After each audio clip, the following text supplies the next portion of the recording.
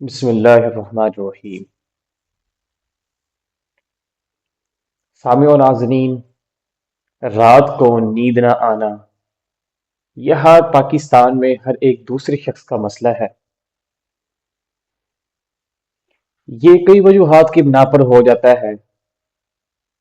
بدن میں پورے جسم کے اندر خشکی کا غلبہ ہو جائے، اس خشکی کی وجہ سے انسان کو نیند نہیں آتی۔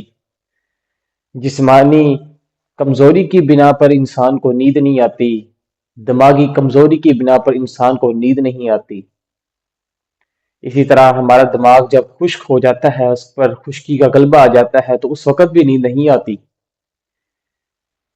اور اسی طرح جب انسان بہت سی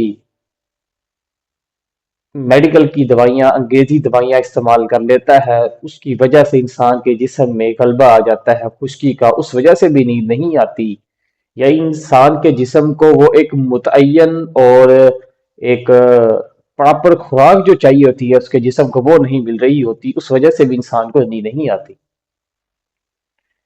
آج میں آپ کے لیے ایک ایسا ہی، جیسا کہ پہلے آپ کو میں نسخے بتلاتا رہتا ہوں، آج بھی انشاءاللہ تعالیٰ آپ کو ایک ایسی ریمیڈی بتلاؤں گا نیند کے بارے میں، انشاءاللہ تعالیٰ اس کے ساتھ آپ کو اس کے استعمال کرنے سے آپ کو نیند بھی آئے گی، پرسکون نیند آئے گی انشاءاللہ تعالیٰ۔ آپ نے تین چیزیں لینی ہیں اور تینوں ہم وزن لینی ہے۔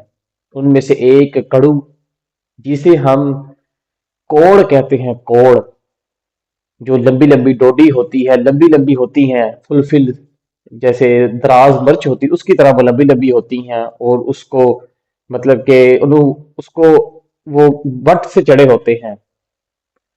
اس کے ساتھ آپ نے لینا ہے بال چھڑ، یہ بھی آپ نے اسی مقدار میں لینا ہے، اتنا ہی وزن لینا ہے جتنا آپ نے کوڑ لیا ہے۔